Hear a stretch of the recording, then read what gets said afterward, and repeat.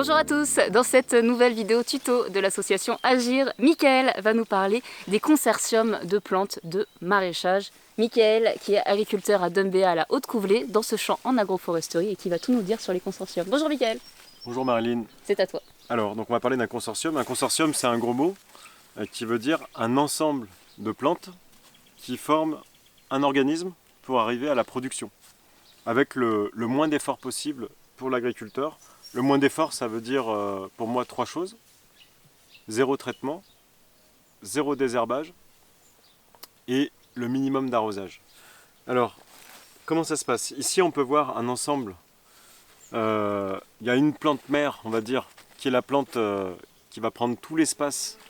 Là, ici, on voit, c'est le plant de courgette. Et il est accompagné un peu de ses nounous. Alors, on peut voir des radis comme cela. Là, je tiens la petite feuille du radis, un radis rose.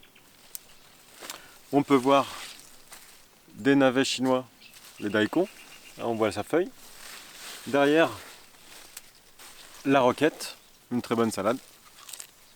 Et devant, je ne sais pas si vous le voyez bien, ce qui ressemble à un petit bois de fer qui s'appelle le fenouil. Alors comment ça s'articule? En fait, tout ça a été semé en graines et on voit qu'on n'a pas de désherbage à faire. Parce qu'en fait, on a occupé tout l'espace. Aucune chance que le rayon de soleil pénètre dans notre consortium. Ça veut dire une chose. Ça veut dire d'abord, la température dessous, elle est froide.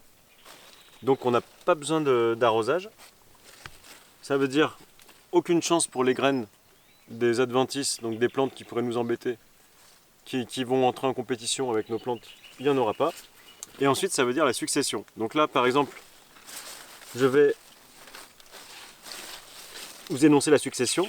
Alors, qu'est-ce qui produit en premier? D'abord, on a les radis, qu'on a commencé à récolter sur cette ligne.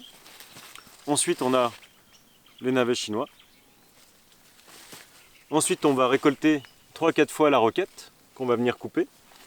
Entre-temps, la courgette va venir occuper tout l'espace, elle va nous produire des courgettes. Et à la fin, il va nous rester le fenouil, qui lui va mettre 7 mois à venir à maturité, et qui sera notre dernière récolte. Donc ça veut dire, en une plantation, on a obtenu 5 récoltes, sans avoir à replanter, à préparer le sol, à repailler.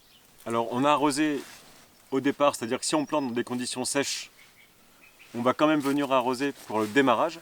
Par contre, une fois que le processus a bien démarré et que nos plantes couvrent bien le sol, on va couper l'arrosage et on va laisser la succession se faire. Et le travail de l'agriculteur, ce sera principalement la récolte, qui va laisser de plus en plus de place aux plantes qui vont occuper l'espace. Merci beaucoup Mickaël. On se retrouve bientôt pour d'autres vidéos tuto de l'association Agir, l'association des agroforestiers de Nouvelle-Calédonie.